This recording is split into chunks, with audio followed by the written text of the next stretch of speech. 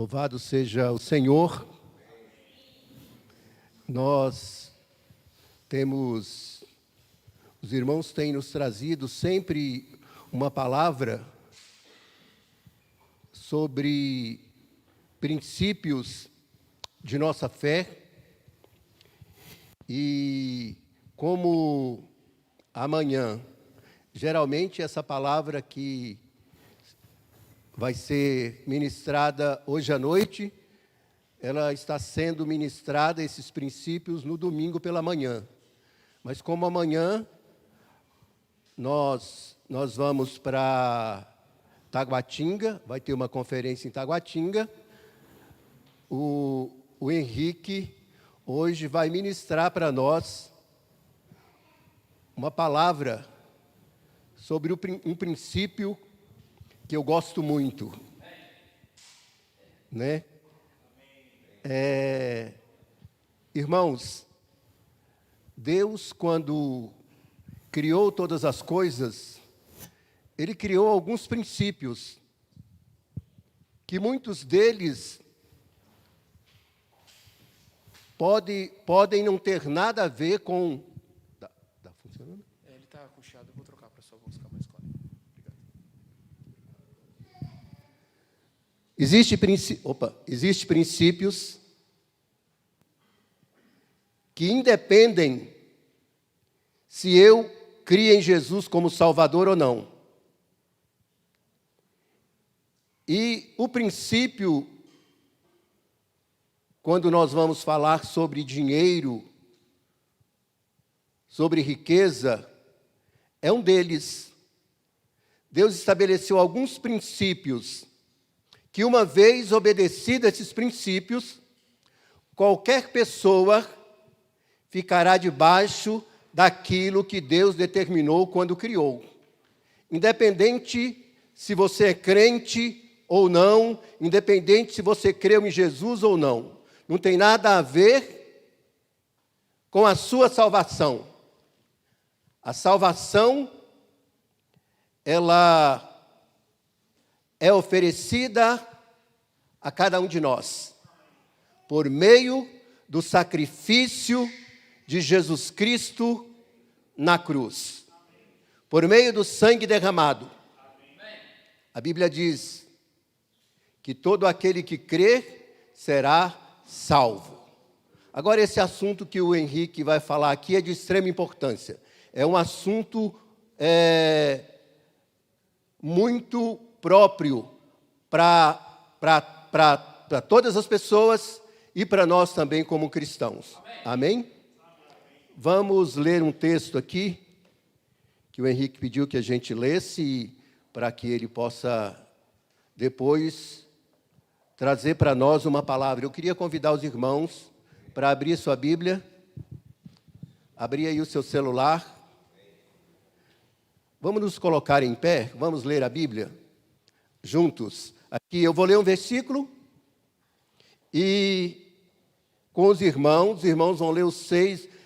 Malaquias, um texto bem conhecido, Malaquias 3:10. Eu vou ler com os irmãos o versículo 6, e as irmãs vão ler o versículo 8, e assim sucessivamente até o versículo 12. Malaquias 3, de 6 a 12. Porque eu, o Senhor, não mudo. Por isto, vocês, filhos de Jacó, não foram destruídos. 7. Pais, vocês se afastaram dos meus estatutos e não os guardaram. Voltem para mim, e eu voltarei para vocês. Senhor dos exércitos.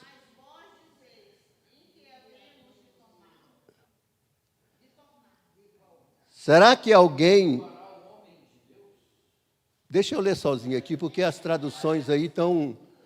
Aí cada um de nós está lendo numa tradução, e ali está... Vamos ler aqui então, ó, né? Aí o versículo 8, então vamos ler. Será que alguém pode roubar a Deus? Mas vocês estão me roubando e ainda perguntam: em que te roubamos nos dízimos e nas ofertas? Peraí. Com maldição vocês são amaldiçoados, porque estão me roubando, vocês, a nação toda. Trazei todos os dízimos à casa do tesouro, para que haja mantimento na minha casa. Ponham-me à prova nisto, diz o Senhor dos Exércitos, se eu não lhes abrir as janelas do céu e não derramar sobre vocês bênção sem medida. 11. Por causa de vocês, repreenderei o devorador, para que não consuma os produtos da terra, e não deixe que as suas veredas... Diz o Senhor dos Exércitos. Todas as nações dirão que vocês são felizes, porque vocês serão uma terra de delícias, diz o Senhor dos Exércitos. Por favor, produção, como diz o Davi, volta ao versículo 8 lá, para que a gente possa, a pedido do Henrique, todos lê-lo novamente. Será que alguém pode roubar a Deus? Mas vocês estão me roubando e ainda perguntam: em que te roubamos? Nos dízimos e nas ofertas. Vamos orar. Pai, nós te louvamos. Nós te bendizemos, porque tu és um Deus maravilhoso. Nós te louvamos, porque tu és o nosso dono. Nós te louvamos porque fomos comprados com o sangue de Jesus na cruz. O sangue foi derramado, o sangue da nova aliança. Jesus se entregou por nós, ali na cruz, levando as nossas dores, levando a condenação que estava sobre nós. Abençoa Henrique nesta noite, que o Senhor possa trazer, através dele, uma palavra para os nossos corações. Abençoa cada pessoa que está aqui nesta noite, neste lugar. Que a tua graça seja sobre nós. Dá-nos a cobertura do teu sangue. Acampa os teus anjos neste lugar. Que a tua graça seja real em nossas vidas nesta noite. Pai, nós te agradecemos no nome de Jesus. Amém. Ó Senhor Jesus. Amém.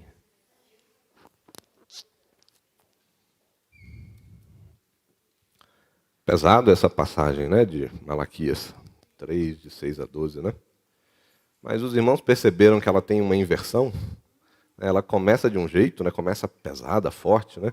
Fala de serem destruídos, fala de desobediência, fala de roubo ao próprio Senhor, né? Fala de maldição, mas de repente ela começa a mudar. No 10, né? Tragam todos os dízimos à casa do tesouro. E aí, daqui em diante, ela começa a mudar, o Senhor começa a amenizar, a falar de bênçãos, até que no final, no 12, ele já está dizendo que vocês serão felizes, porque vocês serão uma terra de delícias, diz o Senhor dos Exércitos. Então a chave está justamente no tragam os dízimos até a casa do tesouro. Essa foi a chave de reversão, de algo que começou muito difícil, muito pesado, e terminou em grandes bênçãos. Hoje nós vamos falar então bastante sobre dízimos, vamos falar também sobre ofertas, e eu vou falar um pouquinho sobre prosperidade. Essa mensagem ela começa hoje, mas ela não termina hoje. No próximo domingo, o Alcides vai fazer um fechamento dela e ele vai dar mais ênfase a respeito da prosperidade. Amém. Esse assunto de dízimos e ofertas, eu tenho particularmente como extremamente importante. Eu só coloco ele em nível de importância abaixo da própria salvação. Porque dízimos e ofertas, ela tem um profundo impacto no nosso relacionamento pessoal com o Senhor. Nada impacta mais o nosso relacionamento pessoal com o Senhor do que a maneira como gerimos os nossos dízimos e as nossas ofertas. E esse relacionamento pessoal que a gente tem com o Senhor, ele é regido por princípios, né? O Alcides falou que existem diversos princípios. Então, existem princípios e leis espirituais que regem o nosso relacionamento pessoal com o Senhor. E são princípios e regras e leis que são invioláveis. Nem o próprio Senhor, ele viola essas leis. Então, ninguém pode violar essas leis. O próprio Senhor, quando tem alguma questão que ele precisa reverter, né, função desses princípios, né, algo que ele deseja reverter, ele não viola, ele usa um princípio maior para poder reverter aquilo que ele deseja. Esses princípios que regem o nosso relacionamento com o Senhor, eles estão lá no livro de Romanos, no capítulo 8, eles estão bem detalhados no versículo de 1 a 11. Ali a gente tem uma síntese de como que funciona esse relacionamento e de como que funcionam esses princípios na nossa vida. Desses versículos de 1 a 11, por questão de tempo, eu não vou ler todo aqui, eu vou dar destaque só no versículo 6, na versão revista e atualizada. Diz aqui: porque o pendor da carne dá para a morte, mas o pendor do espírito para a vida e paz. Então aqui a gente percebe que a nossa vida é um pêndulo, ela se resume a um pêndulo. Ora nós estamos pendendo para o espírito, ora nós estamos pendendo para a carne. E aqui vigoram duas grandes leis muito importantes: a lei do espírito da vida e a lei do pecado e da morte. A lei do espírito da vida tenta nos pender para o espírito, nos aproximando do Senhor e nos fazendo obedecer a palavra, amar a palavra do Senhor. Já a lei do pecado e da morte, ela tenta nos arrastar para o lado oposto, para o espírito, para a nossa carne, e nos afastando, né, do próprio Senhor. Então, essa lei do pecado e da morte, ela tem três amarras, três armas. Amarras que tentam nos segurar pendidos para o lado da carne. Essas três amarras são as nossas necessidades, os nossos medos, os nossos problemas e os prazeres da vida. Então, essas três amarras, essa lei do pecado e da morte, tenta nos prender pendidos para o lado da nossa carne. Essas amarras, a gente precisa tratar com essas amarras. E só existe um meio de tratar.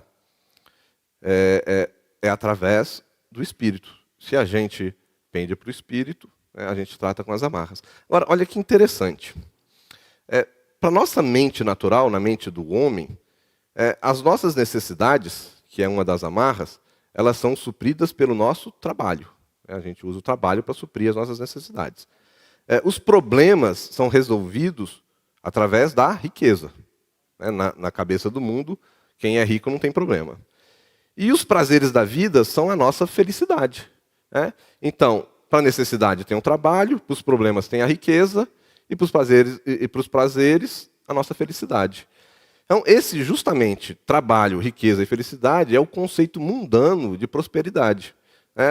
O mundo, ele diz que a gente precisa trabalhar para ficar rico e para ser feliz. Então, esse é o conceito mundano. Mas o conceito do mundo espiritual, o conceito espiritual de prosperidade, não tem nada de relacionado com o nosso trabalho, nem tem nenhum relacionamento com o sucesso dos nossos projetos pessoais. Não depende de nenhum sucesso dos nossos projetos pessoais. O conceito, para o mundo espiritual de prosperidade, ele está relacionado a outras coisas. E aí eu queria ler algumas passagens aqui com os irmãos. Josué, capítulo 1, de 7 a 8. Eu vou ler aqui a versão resumida, tá? Por questão de tempo. Diz aqui, ó: tenha o cuidado de fazer segundo toda a lei que lhe foi ordenada. Não se desvie dela nem para a direita, nem para a esquerda, para que seja bem-sucedido por onde quer que você andar. Não pare de declarar a palavra do Senhor e medite nela dia e noite. Então você prosperará e será bem-sucedido. Então aqui a gente vê que a prosperidade está ligada a obedecer, a amar a palavra. E Salmos 37, 25, o justo jamais será desamparado, nem a sua descendência mendigará o pão. Então aqui o Senhor está dizendo que a gente não precisa se preocupar com o pão. E quando o Senhor diz pão, eu não quero de forma nenhuma que os irmãos pensem no básico. Aqui o Senhor está se referindo a uma questão de vida digna. Ele não quer dar só o básico para nós. Ele quer dar uma casa confortável, ele quer dar um carro para a gente poder andar, dar condição de pagar uma boa educação para os nossos filhos, poder viajar no final do ano de férias, não tem mal nenhum nisso. Então o Senhor deseja uma vida digna. E em Mateus 6, 25, 25, 32 e o 33, diz aqui o seguinte: digo a vocês, não se preocupem com as suas necessidades quanto ao que irão comer ou beber, nem ao que irão vestir, Porque os incrédulos é que amam todas essas coisas. O Pai de vocês, que está no céu, sabe que vocês precisam de todas elas. Mas busquem em primeiro lugar o seu reino e a sua justiça, e todas essas coisas lhes serão acrescentadas. Então, prosperidade aqui também ligado a obedecer. Aqui em Salmos 127, eu queria ler o versículo 1 e o 2, aí eu vou ler aqui na NAA. Se o Senhor não edificar a casa, em vão trabalham os que edificam. Se o Senhor não guardar a cidade, em vão vigia a sentinela. Será inútil levantar de madrugada, dormir tarde, comer o pão que conseguiram com tanto esforço. Aos seus amados, ele os dá enquanto dormem. Então aqui a gente vê que não depende do nosso esforço. O Senhor, ele nos dá aquilo que nós precisamos, ele nos ordena as suas bênçãos e as suas prosperidades enquanto estamos dormindo. Não depende de nós. Então, prosperidade para o mundo espiritual, para o mundo celestial, está muito claro aqui que depende do quê? Depende da nossa obediência, depende do nível com que nós investimos, do relacionamento que nós temos com o Senhor. Esse é o resultado da nossa prosperidade. E aí a gente precisa pensar em como que a gente vence aquelas 3 principais amarras, da necessidade, dos problemas e dos prazeres do mundo. A única forma que a gente tem de vencer essas amarras é conseguindo dominar o nosso bolso, aquilo que nós temos de bens, e aprender também a controlar a nossa ânsia, a nossa vontade por bem-estar, a nossa vontade pelas riquezas, a vontade que nós temos pelo conforto. São coisas que são coisas que nos prendem. E aí o Senhor, ele tem 2 instrumentos que são amplamente eficazes. E esses 2 instrumentos para tratar com essas questões é o dízimo e a oferta. E é justamente isso que a gente precisa entender. Os dízimos e as ofertas, apesar de eles serem tratados comumente como assuntos correlatos, eles possuem princípios e leis espirituais diversas. O que se aplica a um, se aplica ao outro. A mesma coisa são as origens e os propósitos. O propósito e a origem do dízimo é um, o propósito e a origem das ofertas são outro. Começando pela origem, a origem das ofertas a gente sabe bem, está lá em Gênesis capítulo 4, na oferta de Caim e de Abel. E a origem dos dízimos também está em Gênesis, mas lá em Gênesis 14. Não vou ler todo o capítulo, mas apenas para os irmãos se lembrarem, acredito que os irmãos já conheçam. Aqui trata do resgate que Abraão fez ao seu sobrinho Ló. Ló tinha sido sequestrado por uma aliança de 4 reinos, que venceu os 5 reinos onde Ló estava ali vivendo, e Ló foi sequestrado junto de sua família, junto de seus bens, junto de todos aqueles reinados, junto de todas aquelas riquezas. E Abraão, ao saber da notícia, ele, sem pestanejar, ele pega 318 dos seus melhores guerreiros, e ele sai em busca da liberdade do seu sobrinho Ló. E, milagrosamente, ele consegue, com 318 guerreiros, fazer aquilo que 5 reis não conseguiram, que o exército de 5 reis não conseguiram, que foi vencer e libertar todo aquele povo. Então, Abraão ele voltava dessa batalha, trazendo ali as riquezas, trazendo ali o povo que tinha sido libertado, e aí vai ao encontro dele uma pessoa chamada Melquisedeque. E a Bíblia diz que esse Melquisedeque era sacerdote do Deus Altíssimo. E aí quando a gente pega ali em Salmo 110, no versículo 4, o próprio Deus diz que o Senhor Jesus é o nosso eterno sumo sacerdote da ordem de Melquisedeque. Então a gente percebe que esse sacerdócio que Melquisedeque exercia é uma tipificação do próprio sacerdócio do Senhor Jesus. E Abraão ele consegue enxergar isso. Ele, como profeta, como patriarca, ele enxerga isso. E ele reconhece na vitória dele como milagrosa, como algo que não foi obra das suas mãos. E aí ele sente que naquele encontro ali com Melquisedeque, ele tinha que dar o dízimo. E ele entrega o dízimo para Melquisedeque, que tipifica o sacerdócio do Senhor Jesus. Mostrando que o nosso dízimo ele deve ser entregue para a obra de sacerdócio do nosso evangelho. E os 90% que sobrou da mão de Moisés, da mão de Abraão, não ficou com ele. Ele podia ter ficado. Os próprios reis ofertaram isso a ele em gratidão pela liberdade do povo deles. Mas ele não ficou, ele devolveu todos os valores. E isso mostra que aquilo que o Senhor nos entrega, aquilo que o Senhor nos dá, não é exclusivo para o nosso desfrute. Isso fica bem claro aqui nessa passagem.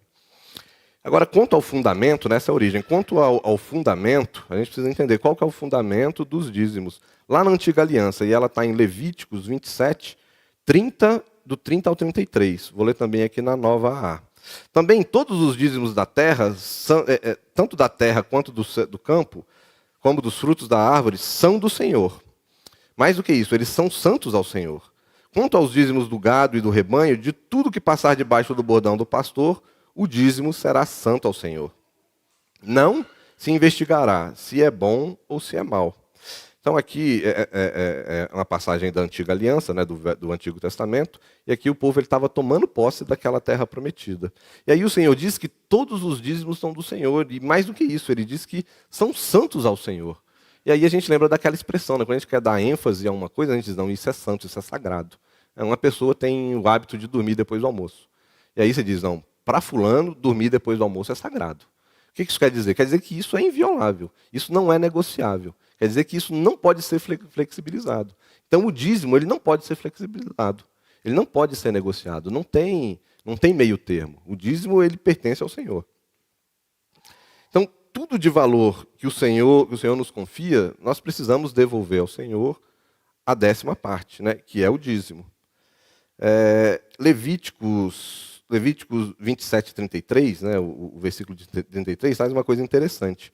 Que ele diz aqui, que não devemos investigar se existem bens de valor melhores ou piores no meio dos dízimos. Porque para o Senhor, diferente das ofertas que tinham que ser perfeitas, para o Senhor os dízimos não precisava, no meio de todos os animais ou de todos os cereais que estavam sendo entregues, não precisava verificar se tinha ali um animal mais ou menos, né, uma orelha rasgada.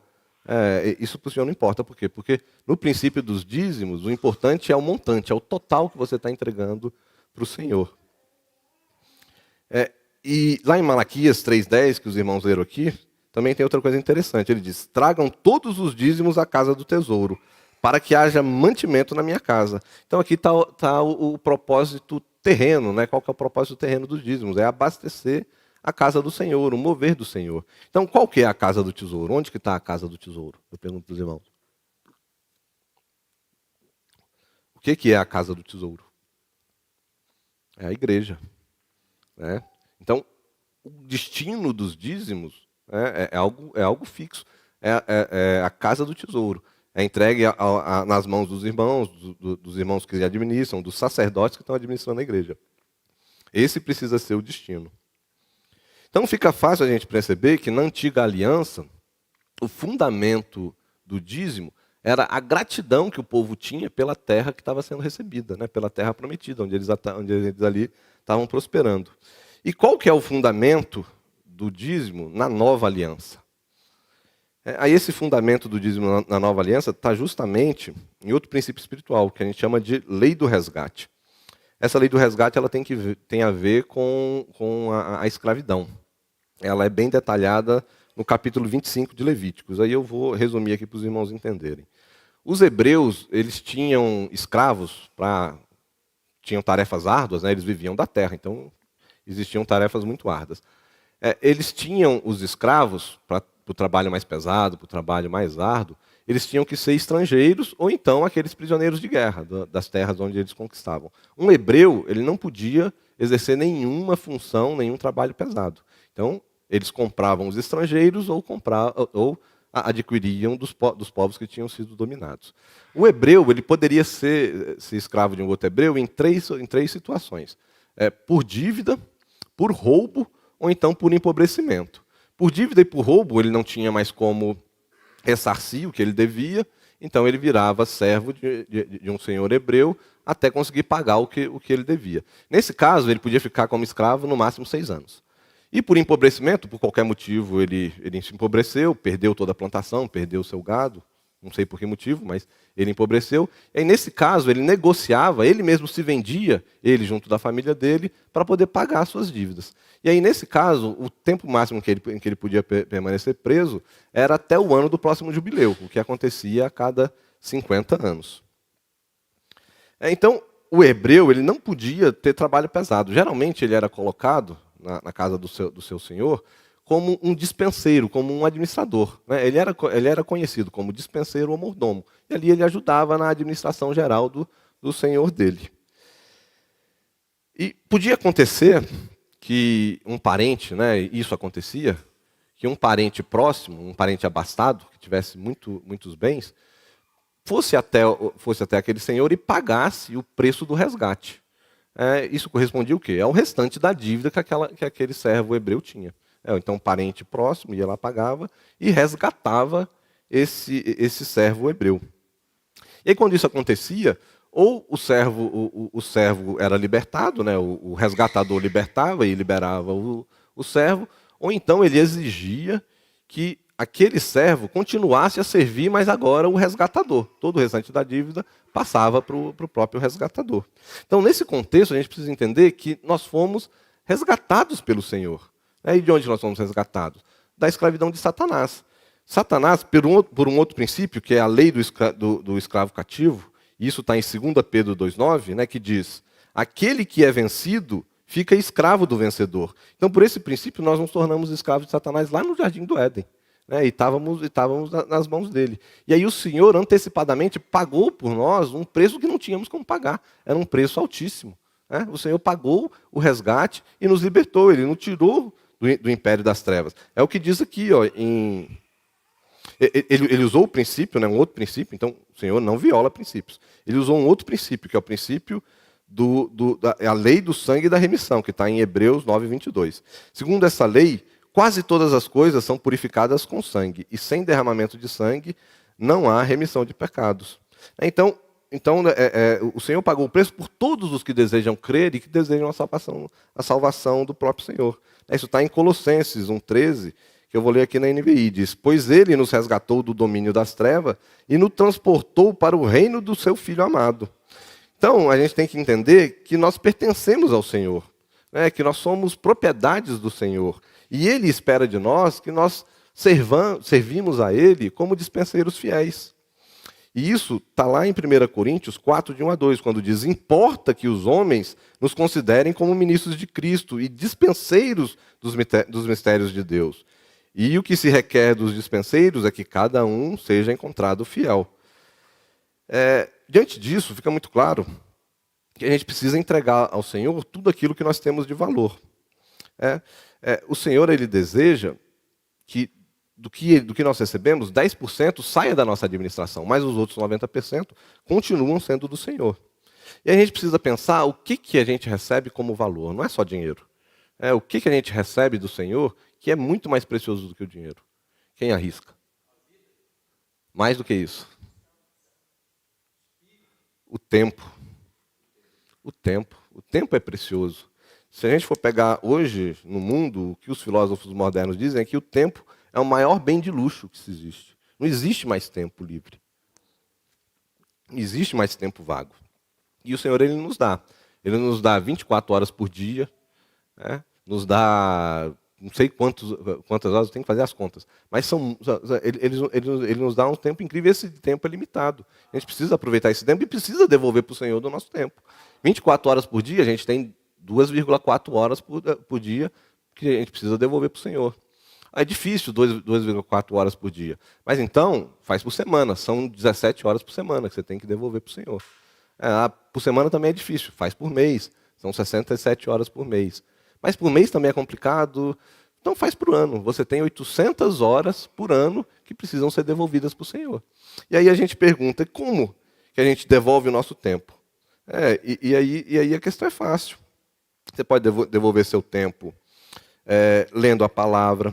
Você pode devolver ao Senhor seu tempo em adoração, por meio das orações, do louvor, da leitura dos livros de apoio, de comunhão uns com os outros, das reuniões, participando das reuniões, reunião aqui de sábado, reunião de domingo, a reunião de quarta-feira, reunião de orações, importantíssima.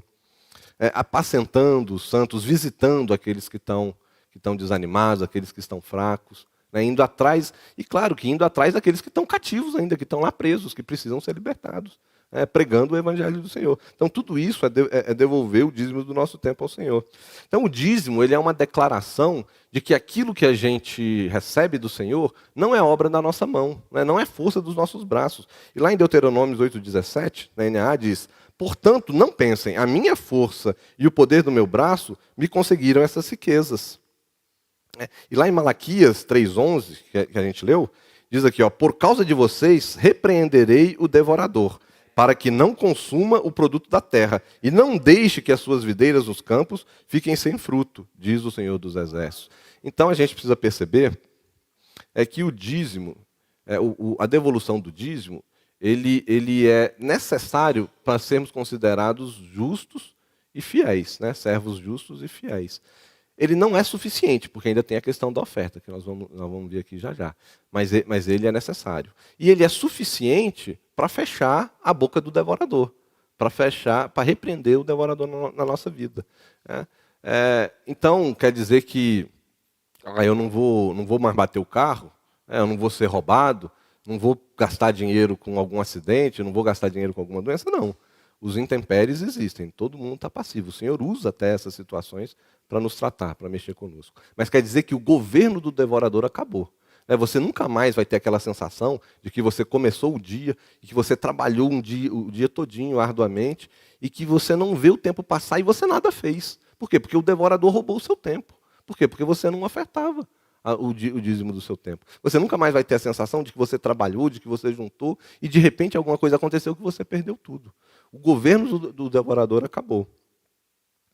Então, o dízimo, ele é muito simples, ele é bastante objetivo. A gente vê que basta, como um imposto, ele é obrigatório, basta apurar a 10ª parte de tudo que a gente recebeu e acabou. É fácil. O máximo que pode acontecer são algumas dúvidas. Eu dou o dízimo em cima do bruto ou em cima do líquido? Aí a resposta é que depende, né? O tempo todo o Senhor ele nos examina, né? E nos julga. Você quer ser julgado pelos seus atos de justiça no bruto ou no líquido? Porque se for no líquido é complicado. Você tem mais atos de justiça do que de injustiça. Então isso responde. Outra pergunta é que horas que eu tenho que pagar o dízimo?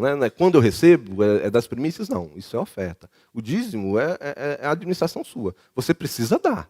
Se vai ser no início do mês, se vai ser no final do mês, se você tem disciplina para chegar no final do mês e conseguir ofertar o valor correto do dízimo, pode ofertar. Não tem nenhum problema. Então aqui termina a parte fácil, que é o dízimo. Essa é a parte mais fácil. E agora começa a parte mais complicada, que é as ofertas. Essas são bastante complexas e não são nada objetivas, são bastante subjetivas. Então o dízimo, ele está dentro da lei que nos exige um dever, que nos cobra um dever. Já as ofertas, elas fazem parte da lei que nos assegura um direito. A gente tem o direito de ofertar. A gente não tem a obrigação de ofertar. A obrigação de dar é do dízimo. A oferta é um direito. Mas esse direito ele só é vigente mediante algumas circunstâncias. É assim como é a nossa lei. Todo mundo tem o direito de se candidatar a presidente. Segundo a nossa Constituição, qualquer um pode ser candidato, desde que atenda a alguns requisitos. Primeiro, ter mais de 35 anos, ser brasileiro, não pode ser estrangeiro, e ter a ficha limpa. Hoje todo mundo precisa ter a ficha limpa. Então essas são as condições. E aí eu queria fazer duas analogias dentro da palavra a respeito da oferta. A primeira está em 2 Coríntios, capítulo 9, versículo 6. Também vou ler aqui na NAA. Aquele que semeia pouco também colherá pouco, e o que semeia com fartura também colherá com fartura. Então aqui, as ofertas, a gente pode tipificar elas como o plantio das sementes. Tá? A oferta aqui está sendo tipificada como o plantio das sementes. E lá em Mateus 25, lá na parábola dos talentos, está nos versículos 16 e 17, não vou ler para a gente ganhar tempo, mas aqui o Senhor estava prestando conta com aqueles dois servos, os dois servos que foram considerados fiéis. E então aqui a gente pode fazer uma outra tipificação, que a nossa oferta ela é a negociação dos talentos. Então, em um ela é o plantio da semente, na outra ela é a negociação dos talentos. E se a gente analisar essas duas analogias, analisar essas duas tipificações, a gente percebe uma coisa, que em nenhuma das duas é suficiente a gente ter só, ganhar do Senhor só a semente e nem ganhar só os talentos. Isso por si só não resolve. É preciso processar o que a gente ganha como semente ou como talento. Se é plantio, você tem que plantar com métodos. Se é negociação, se você vai negociar, você tem que negociar com métodos. Se você faz a coisa certa da maneira errada, você não recebe o fruto necessário. Então, resumindo, é preciso fazer as coisas com diligência. Existe diligência necessária para a questão da oferta. A oferta errada, ela não é aceita pelo Senhor. E aí sim, nós vamos lá para Gênesis 4, 3, 5, sobre a oferta de Caim e Abel, que diz aqui que aconteceu que ao fim de um certo tempo, Caim trouxe do fruto da terra uma oferta ao Senhor. Abel, por sua vez, trouxe uma oferta das primícias do seu rebanho e da gordura deste. O Senhor se agradou de Abel e de sua oferta, mas de Caim e de sua oferta não se agradou. Por quê? Porque um procedeu da maneira correta, o outro procedeu da maneira errada. Caim trouxe, provavelmente, uma oferta qualquer ao Senhor. Já Abel trouxe das primícias. A oferta dada por Abel foram primícias. E aí a gente percebe aqui o fundamento, a gente falou do fundamento lá dos dízimos, o fundamento das ofertas. E o fundamento das ofertas está em uma lei importantíssima, que chama Lei das Primícias. Essa Lei das Primícias está em Romanos 11, versículo 16. Eu vou ler aqui na NAA para os irmãos, se alguém quiser acompanhar. Se forem santas as primícias da massa, igualmente será santa a sua totalidade. Se for santa a raiz, também os ramos o serão. Então, o que está dizendo aqui? Que o que começa santificado, o que começa santo, vai santo até o final. Para o Senhor é isso. A primícia, o início, ele precisa ser santo. Começou santo, vai santo até o fim. E também em Êxodo 4, 22, 23, tem uma outra lei também importantíssima, e que é quase irmã gêmea da lei das primícias, que é a lei da primogenitura.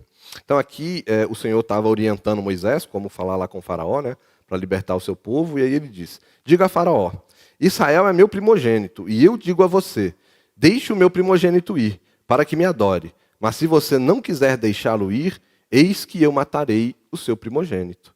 Então o Senhor estava chamando Israel progrediu, prosperou. Haviam ali milhões de israelitas, mas ele chama de todo o povo de Israel como o seu primogênito, como a sua primícia. E aí a gente se pergunta por quê? Por que para o Senhor todo o Israel era santo, era um primogênito? E a resposta está no início, na origem de Israel. E qual que é a origem de Israel? É Abraão e o seu filho Isaque. E Isaque foi santificado. Isaque foi primícia, foi a primícia ofertada para o Senhor. Abraão não pensou duas vezes em ofertar o seu próprio filho, a sua primícia mais preciosa. Então, por isso que todo o povo de Israel, toda a descendência de Israel é santa, é primícia para o Senhor.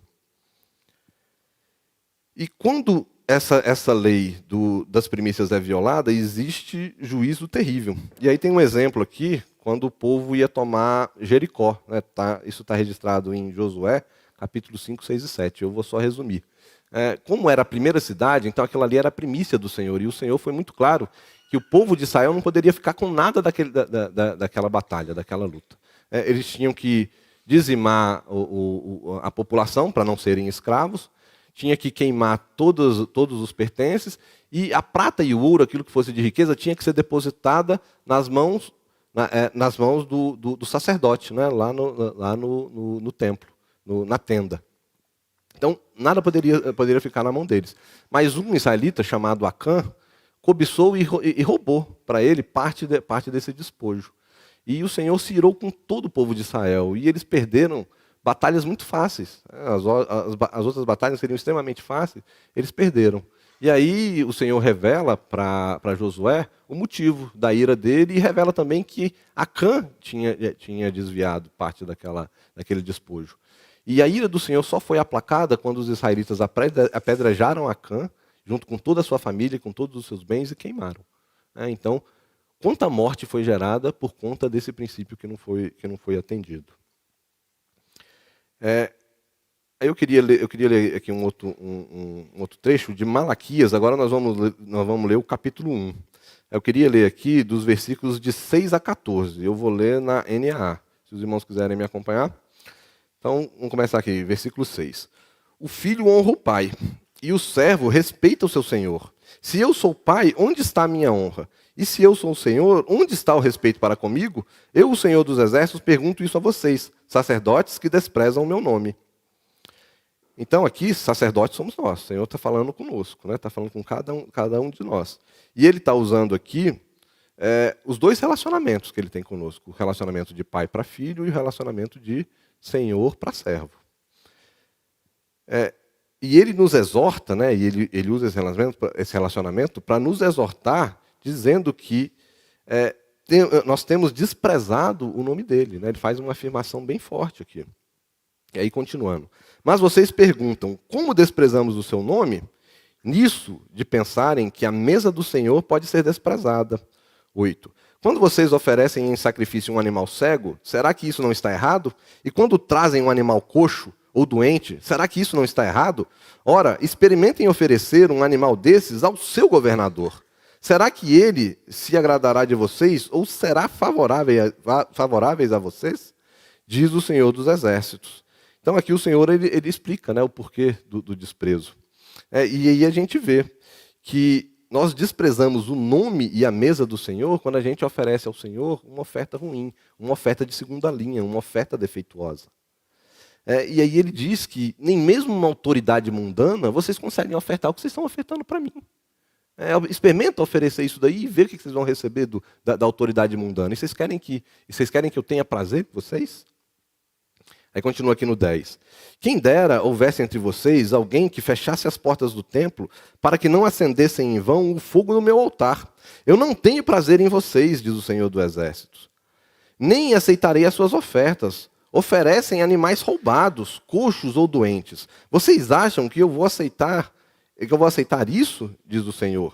Então aqui o Senhor é contundente. Ele fala, olha, se é para me ofertar coisa de segunda, é melhor fechar a porta, é melhor nem ofertar.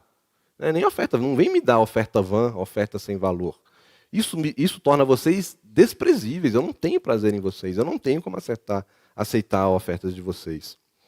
E aí ele continua, maldito seja o enganador, que tendo um animal sadio, aí animal aqui, ó, atenção aqui para o animal sadio, tendo um animal sadio no seu rebanho, promete oferecer ao Senhor um defeituoso. Promete oferecer ao Senhor, e promete e oferece ao Senhor um defeituoso. Porque eu sou o grande rei, diz o Senhor dos Exércitos, e o meu nome é terrível entre as nações. Então aqui a gente vê o núcleo do problema, né? O núcleo do problema é que a gente tendo uma oferta de primeira linha, mas a gente decide ofertar para o Senhor uma oferta de segunda linha. E aí isso mostra que o nosso coração está ligado ao custo da oferta. Nós estamos preocupados com quanto custa a oferta. Não estamos preocupados em dar honra ao Senhor.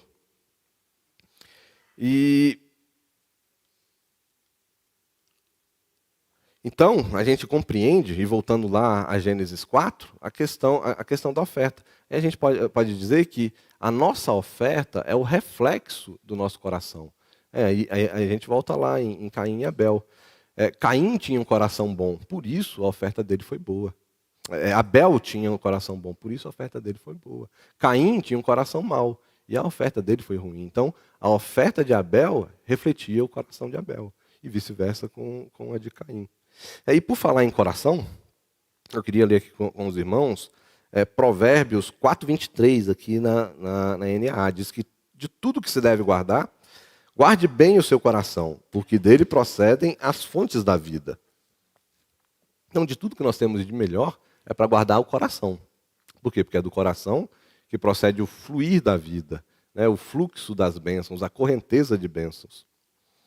E Mateus 6:21, o Senhor nos diz que o nosso coração está onde nós guardamos as nossas riquezas. Né? Então, por isso que nos versículos 19 e 20 de Mateus 21, ele nos faz uma advertência. Né? Ele diz, não guardem, não acumulem tesouros nessa terra onde as traças e a ferrugem corroem e os ladrões roubam. Antes, guardem tudo, depositem, né, invistam no reino, nas coisas do reino, porque lá é eterno, lá não perece. Se a gente guarda o coração junto com as riquezas da terra, nós estamos sujeitos a perecer junto com essas riquezas. Mas guardado no reino, investido no reino, nós estamos muito bem guardados, o coração está guardado nas mãos do Senhor.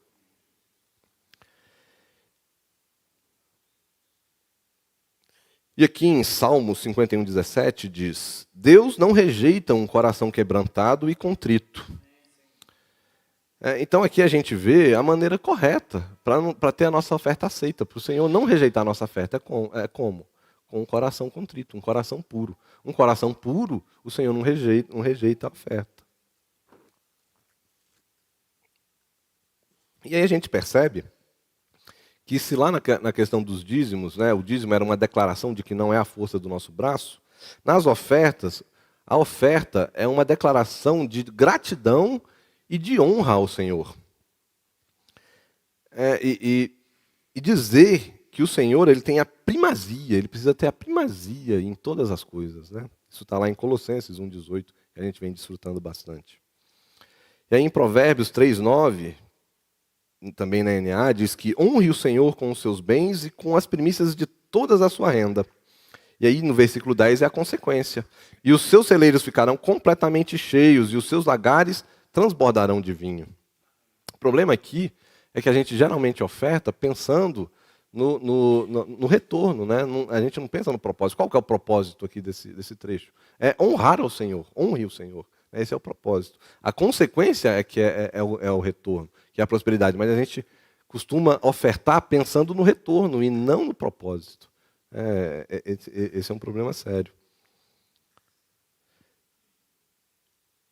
E aí, quando isso acontece, da gente ofertar pensando no retorno, na prosperidade e não na honra, nós estamos abraçando o conceito mundano de prosperidade, né, que é trabalhar, enriquecer e ser feliz. E segundo a palavra, né, a nossa palavra, ela diz que esse conceito está relacionado ao que é a raiz de todos os males. E qual que é a raiz de todos os males que a Bíblia registra? Alguém arrisca? Está lá em 1 Timóteo. O amor ao dinheiro. A Bíblia não diz que o dinheiro é a raiz de todos os males, mas ela diz que o amor ao dinheiro. Está aqui, ó. 1 Timóteo 6,10. Porque o amor ao dinheiro é a raiz de todos os males, e alguns nessa cobiça se desviaram da fé, e atormentaram a si mesmos com muitas dores. E aí, Salmo 62,10 complementa. Se as riquezas de vocês aumentam, não ponham nelas o seu coração. Então a gente vê aqui que o problema não é ter dinheiro, não é ter riqueza. Né? O Senhor não se importa com a riqueza. O problema é ter o coração na riqueza. Isso não pode ser o meio. Isso pode ser o fim, mas não o meio. O amor ao dinheiro. Ter riquezas não é problema. E aí a gente entende por que muitos irmãos não prosperam. Porque o Senhor não pode dar prosperidade, né, para quem não tem o coração puro. É como dar um presente para alguém que não está preparado para aquele presente. O Senhor não vai dar nada para nós que nos afaste dele mesmo. Então só pode receber prosperidade, só pode receber riquezas, bens, aquele que está com o coração puro.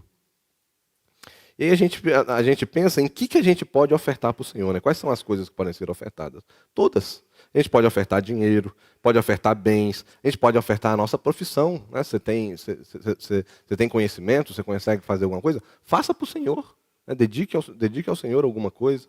Você pode ofertar o tempo, né? Que lá nos dízimos é obrigatório, aqui você pode fazer como oferta. Então você pode ofertar ao Senhor as orações por pessoas, a adoração, o louvor, leitura da palavra, o apacentamento, visita aos irmãos. Mesma coisa que você podia praticar lá com o dízimo, você pode praticar aqui também nas ofertas. E qual que é o destino das ofertas? No dízimo era certa, era a casa do tesouro. Já as ofertas não, você pode tanto trazer aqui para a igreja, para a casa do tesouro, você pode ofertar isso para a obra, né? Eu quero fazer parte de um mover maior, vou ofertar isso para os irmãos da obra, ou você pode ofertar para um irmão específico, um irmão que tem algum problema, um irmão que está passando por alguma dificuldade, um irmão que tem um mover específico, por exemplo, o Davi. Davi ele tem um encargo forte de cuidar dos jovens, né? Então você pode ofertar para o Davi, vou ofertar isso aqui para fazer algum evento com os jovens, para sair com os jovens. Então os irmãos também podem fazer isso. Independente do que você vai ofertar e de qual é o destino da sua oferta, o mais importante é que essa oferta ela precisa ser preparada. ela não pode ser dada de qualquer jeito. E aí eu queria ler aqui com os irmãos um trecho de 2 Coríntios 9. Eu vou ler os versículos de 5 a 8 e depois eu vou pular para o 11. Na NAA, diz aqui o seguinte: portanto, julguei necessário recomendar aos irmãos que me precedessem na visita a vocês e permanecessem e preparassem de antemão a oferta que vocês prometeram, para que esteja pronta como expressão de generosidade e não de avareza. Preste atenção aí, preparassem. Então aqui a gente vê que uma oferta pode expressar avareza e não generosidade. Mas como que uma oferta expressa avareza e não generosidade? Vamos continuar aqui no 6. E isto eu afirmo: aquele que semeia pouco, também colherá pouco, e o que semeia com fartura, também colherá com fartura. E aí, nesse contexto de semeia pouco, semeia com fartura, colhe muito, Paulo complementa: cada um, então, contribua segundo tiver proposto no coração, não com tristeza ou por necessidade, porque Deus ama quem dá com alegria. E aqui está a resposta. Se quando surge uma frente de oferta, sua primeira reação é: ai meu Deus, de novo, mais uma. Você fica triste, você se incomoda. Isso está expressando generosidade ou avareza? Avareza. Quando você dá por necessidade, o fulano está precisando mesmo. Realmente ele está numa situação que não está legal. Vou dar por caridade. Oferta não é caridade. Caridade é uma coisa, a oferta é outra. Então, oferta por necessidade também expressa a avareza. Quando que a oferta expressa generosidade? Quando você dá com alegria. Apareceu a necessidade, apareceu a oportunidade, Senhor, vou te louvar, vou te honrar com a minha oferta. Essa é uma oferta de generosidade. Aí, continuando. Deus pode tornar abundante em vocês toda a graça, a fim de que, tendo sempre em tudo ampla suficiência, vocês sejam abundantes em toda boa obra. Assim, vocês serão enriquecidos. Olha bem, vocês serão enriquecidos em tudo. E para quê? Para toda generosidade. Então, o propósito do Senhor nos enriquecer é para quê? Para exercitarmos a generosidade, a qual, por meio de nós, resulta em orações de gratidão a Deus. Então, olha só quanta bênção. O Senhor nos enriquece para exercitarmos a generosidade e, além disso, os que recebem ainda exercitam o quê? A oração de gratidão. Então, é muita bênção quando a gente oferta da maneira correta. Então, se realmente a gente deseja escalar o nosso nível de relacionamento com o Senhor e abrir ali as portas para as correntezas de bênçãos que o Senhor tem para nos dar, a gente precisa aprender a ofertar da maneira correta. E aí, por falar em correntezas, eu queria discorrer aqui um pouquinho sobre um princípio, uma lei espiritual, um princípio espiritual muito precioso, muito relevante, que é o princípio espiritual do rio. Toda vez que o Senhor menciona rio na palavra, isso está associado a alguma bênção. Lá em Gênesis, o rio que corria pelos os 4 braços do rio, que atendia toda a terra, regava toda a terra e distribuía bênçãos por toda a terra. Lá em Apocalipse, a gente vê que o rio fluía do trono de Deus. Então, o rio está associado a bênçãos. E aí eu queria pegar um trecho aqui de Josué 3, versículos 15 e 16. Eu vou ler na NVI. E aí daqui, desse princípio, eu quero tirar 3 importantes lições.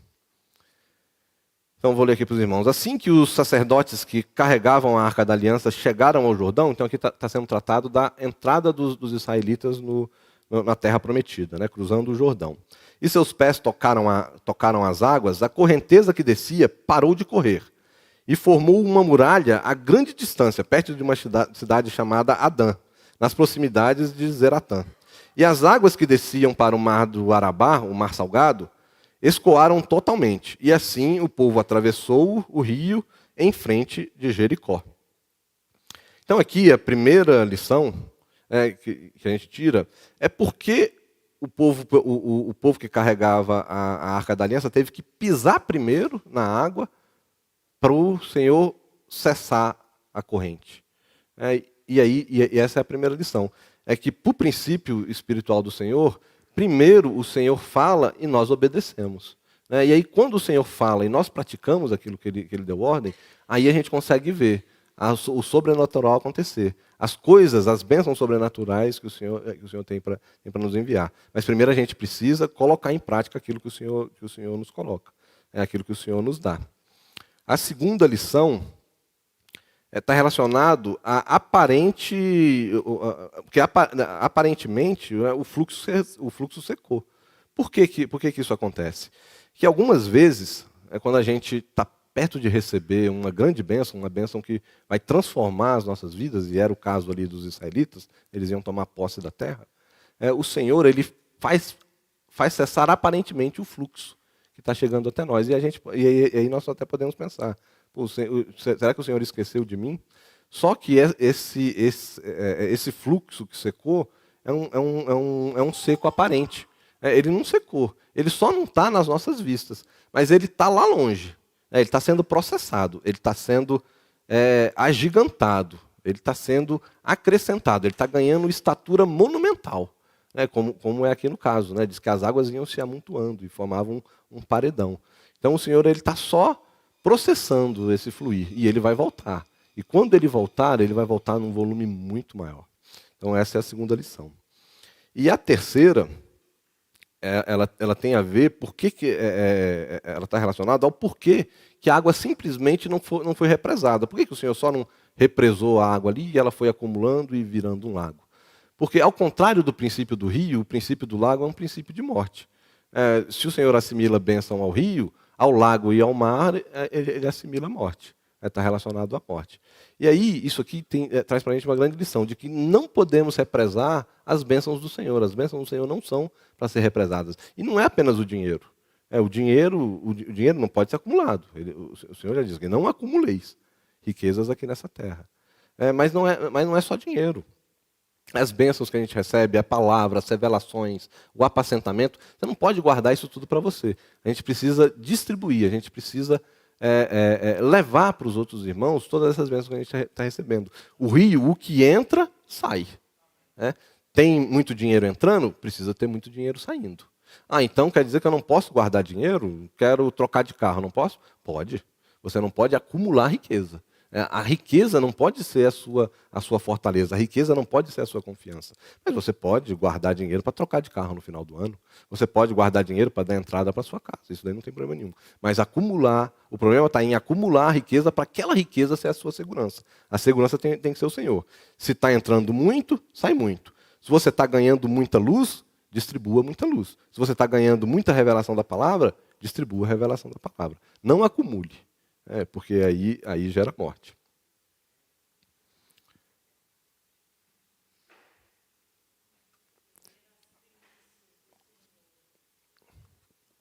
Senhor Jesus.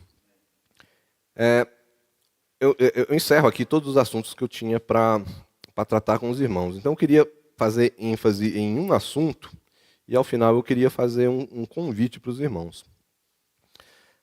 Em relação aos dízimos e às ofertas,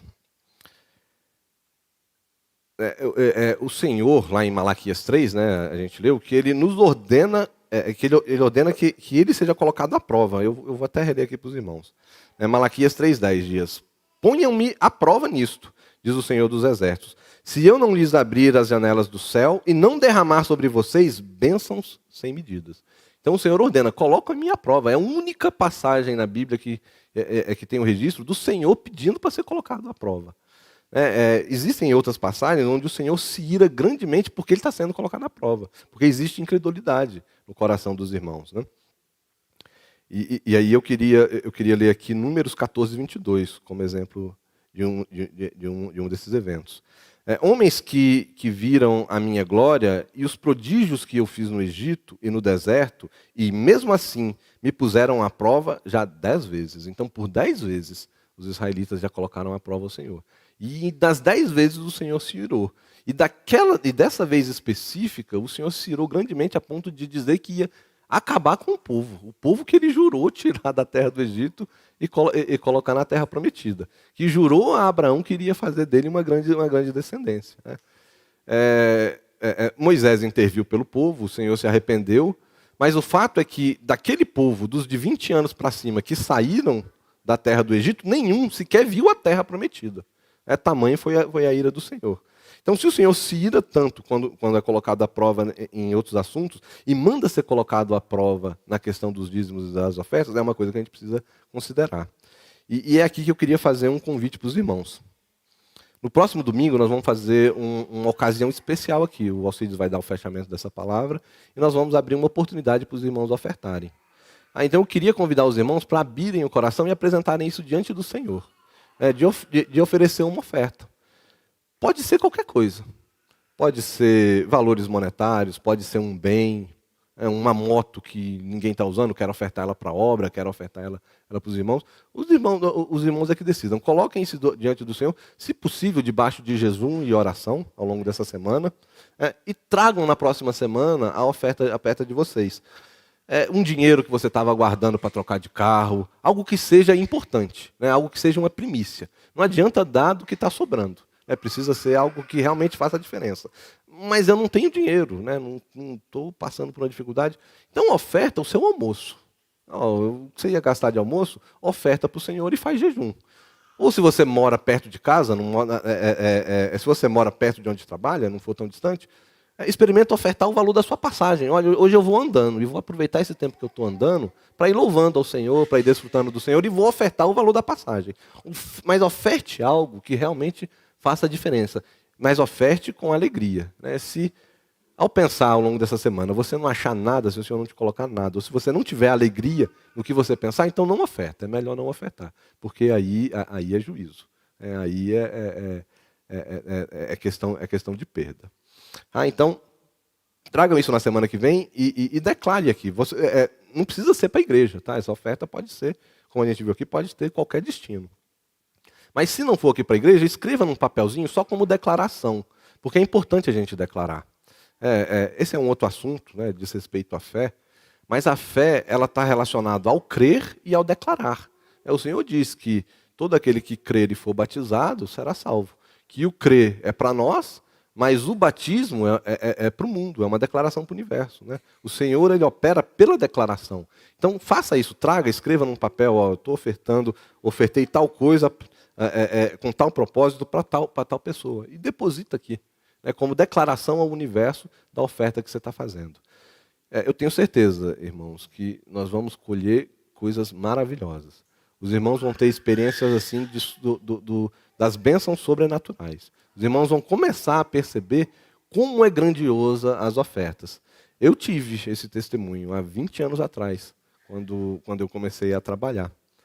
Foi o meu primeiro salário. Então foi assim, algo que hoje eu compreendo, eu não compreendi, eu fiz aquilo sem saber.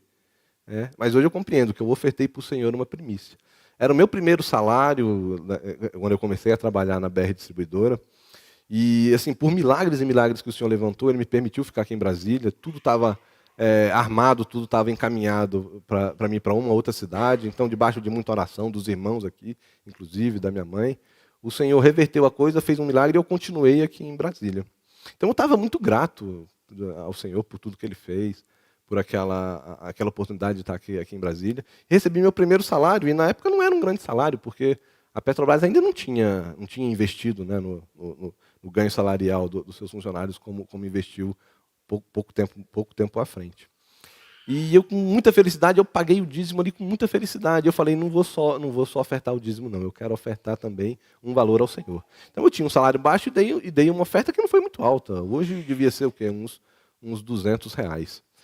E isso foi em outubro de 2003. Outubro de 2003. Chegou novembro, para minha surpresa, eu recebi um salário a mais. A companhia fechou o seu dissídio coletivo, algo que já vinha se arrastando há muito tempo. Tinha uma série de questões ali. E o percentual de reajuste não foi muito bom, então, para compensar esse percentual de reajuste, a companhia deu um salário a mais para todo mundo.